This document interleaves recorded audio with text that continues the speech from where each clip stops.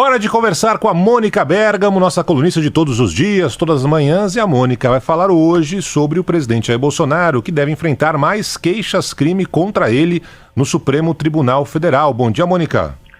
Bom dia, Barão, bom dia a todos. Pois é, ex-militantes da AP, a Organização Ação Popular de Esquerda e de oposição à ditadura militar, Barão, vão ao Supremo Tribunal Federal apresentar uma queixa-crime contra Jair Bolsonaro. O grupo foi chamado de sanguinário pelo presidente e, pior, o Bolsonaro os acusou de assassinar o Fernando Santa Cruz, um desaparecido político e pai do presidente atual da OAB, Felipe Santa Cruz. Quais são os problemas dessa afirmação, Barão, do ponto de vista da história?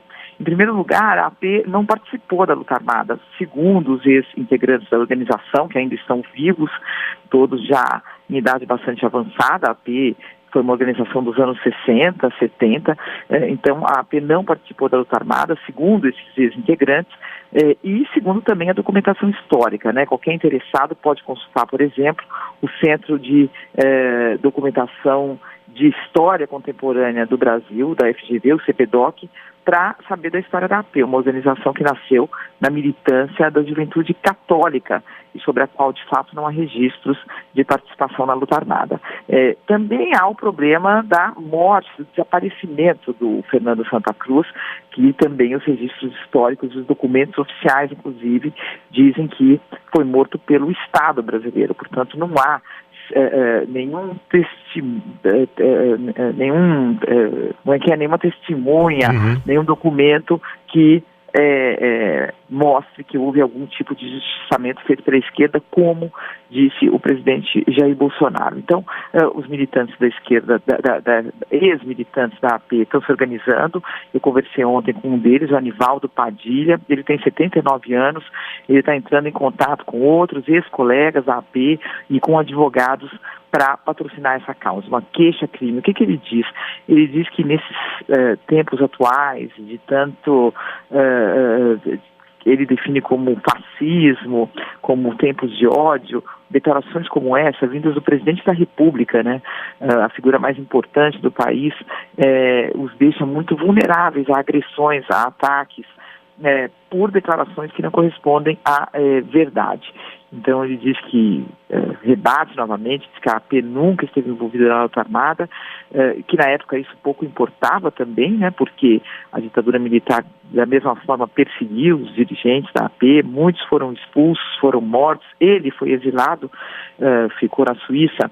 O Anivaldo, inclusive, é responsável pela organização dos documentos que deram origem ao projeto Brasil Nunca Mais, que faz toda a memória desse período, das torturas, das mortes, dos assassinatos, dos desaparecimentos, e, portanto, vão ao Supremo Tribunal Federal apresentar uma queixa-crime por calúnia contra o presidente da República, Barão.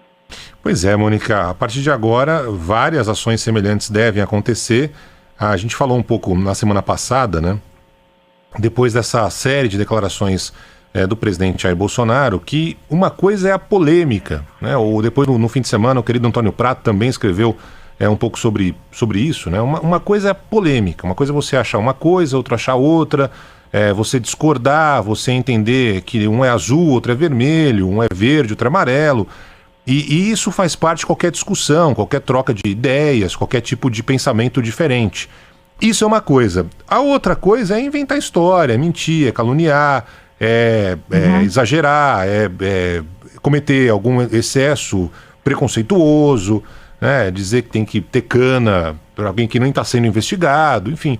E são esses limites que o presidente da República, infelizmente, acabou recentemente ultrapassando. Então vai ter consequências disso, seja no Supremo Tribunal Federal, seja por meio da Procuradoria, da Procuradora-Geral da República, enfim, deve ser agora uma situação que a gente vai ver com maior frequência. E aí vai caber realmente à Justiça entender se, Bolsonaro exagerou, Bolsonaro mentiu, Bolsonaro falou além do que deveria pelo cargo importante que ocupa, né? O presidente da República sempre é ouvido, não é mais aquela história de um parlamentar, de um deputado como ele era, que às vezes tinha imprensa, às vezes não tinha imprensa, às vezes falava para as moscas, às vezes não. Agora o presidente, tudo que ele fala é o presidente do país, então será ouvido com enorme atenção. Então, e agora vai ter as consequências na Justiça. seja por meio de queixa-crime, por meio de perguntas que devem ser feitas também por parlamentares, e é importante o presidente se explique, já que ele participou desse momento da história do país, um momento muito triste, né, da ditadura militar. Se ele tiver informação diferente daquelas oficiais e não no achismo, né, na mesa de bar, de boteco, é importante que ele se pronuncie o que ele sabe, tudo que ele sabe. Afinal de contas, até hoje, a gente tem várias famílias que não têm a menor ideia do que aconteceu com seus parentes durante a ditadura militar. E se o presidente tivesse a resposta, seria muito bom que ele falasse. Aí tem uma implicação política também, né, Barão, só para a gente finalizar, não sei se a gente comentou aqui ontem, quer dizer, o que aconteceu na história do Brasil? Você teve uma lei de anistia, né, que diz que os crimes da ditadura não podem ser punidos, nem o dos guerrilheiros, nada, ok, uma lei de anistia. Porém, essa lei de anistia, ela não tira o direito dos familiares de desaparecidos de ir atrás e saber o que aconteceu com cada um deles. Isso é uma luta muito dramática dessas famílias. Eu quero saber o que aconteceu.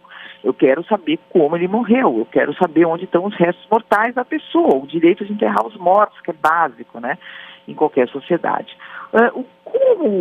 Então fica sempre as famílias não querendo o esquecimento, lutando contra o esquecimento, e os militares tentando mudar de assunto, né, que é um assunto muito complicado para eles.